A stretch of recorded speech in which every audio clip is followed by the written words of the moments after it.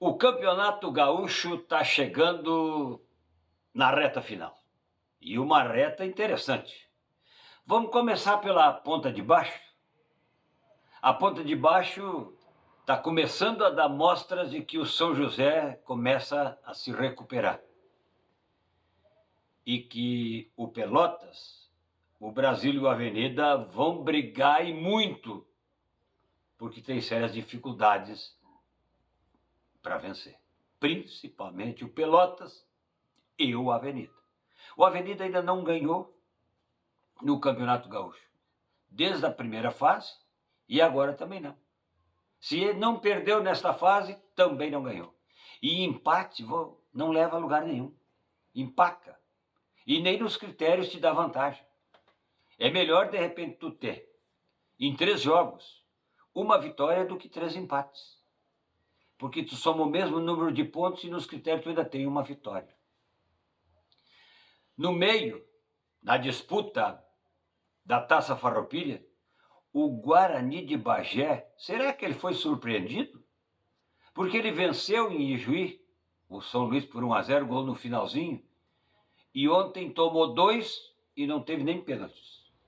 O São Luís vai decidir o título da Copa Farroupilha e vaga para a Copa do Brasil.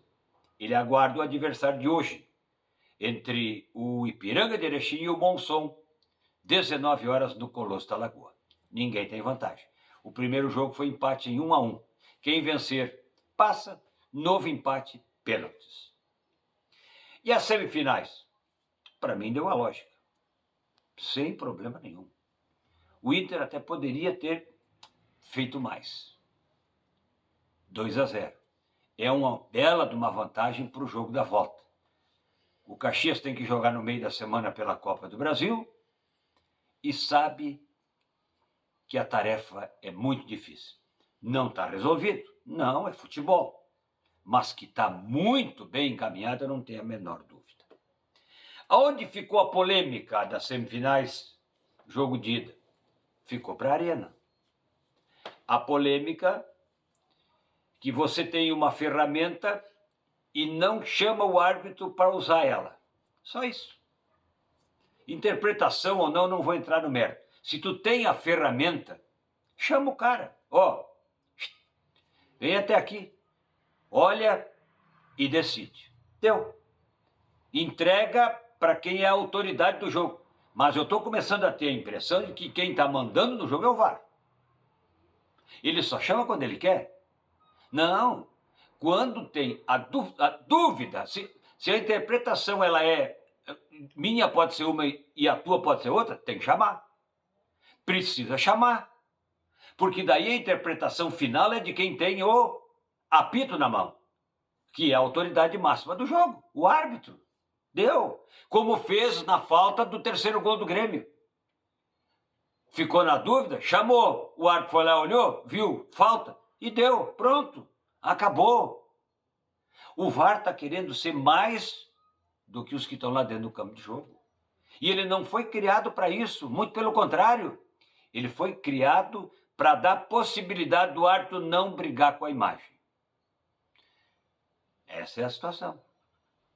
Então, vamos começar a instruir o pessoal do VAR de que eles estão no ar-condicionado e eles não precisam esquentar ainda mais o lombo de quem está lá na ponta de baixo. Quem falhou mais no lance dentro da área do Juventude? O árbitro do campo de jogo ou o cara do VAR? Para mim, o cara do VAR falhou mais. O árbitro na hora teve uma visão, mas a imagem de vários ângulos, aí tu já tem uma coisa bem diferenciada para decidir. E é só a primeira rodada das semifinais. Aguardem, tem mais lambança na viagem aí, muito mais lambança na viagem.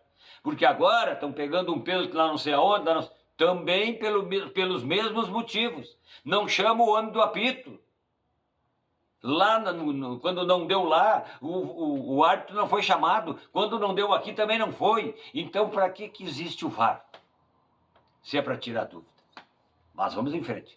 Acho que a vantagem do Grêmio é mínima, mas eu tenho a impressão, pelo que o Grêmio tem de dinâmica agora de jogo, e de possibilidade de mudança e busca de jogadores, o Juventude não, com 2 gols não resolve a parada. O Grêmio vai marcar gol em Caxias pelo que jogou. Pelo menos eu estou me valendo do jogo de sábado, que agora é um time mais elétrico, é um time mais ousado, um time que tem mais alternativas, pode tirar Cristaldo, botar Monsalve no meio, o Amuso ir pelo lado esquerdo, o Camilo pode de repente ser o substituto do Cuéllar, que não está bem, é minha opinião, e fica mais elétrico. E o Christian Oliveira é o diferencial, junto com o Bright White, são jogadores que estão, então, mas nós estamos falando de futebol. O Inter está mais sossegado, o Grêmio nem tanto. O Grêmio agora tem uma semana para trabalhar. O Juventude joga amanhã, Copa do Brasil. Tem um desgaste, viagem curta, mas tem um jogo pegado. E aí, tudo pode acontecer. Aqui na nossa região, estivemos em Arroio do Meio, lá no Rui Barbosa, no Clássico. E se tivesse VAR lá, eu acho que não, o pênalti não ia ser confirmado.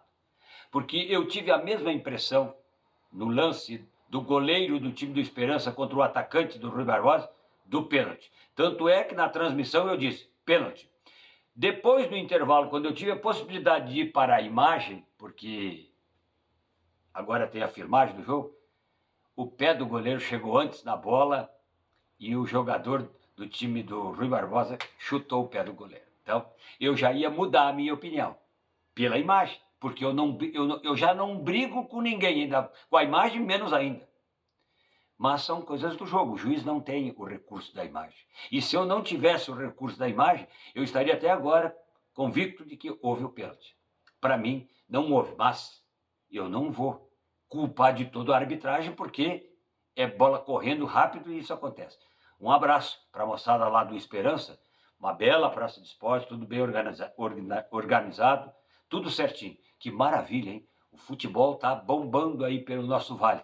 Isso é extremamente importante e fundamental. Mas importante e fundamental é você compartilhar. Você não pode deixar, é só um cliquezinho.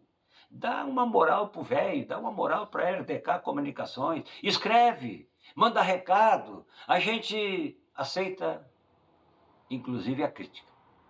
A crítica construtiva é fundamental. Você faz parte de tudo isso que nós estamos falando, porque eu estou agradecendo a sintonia de hoje e o carinho de sempre.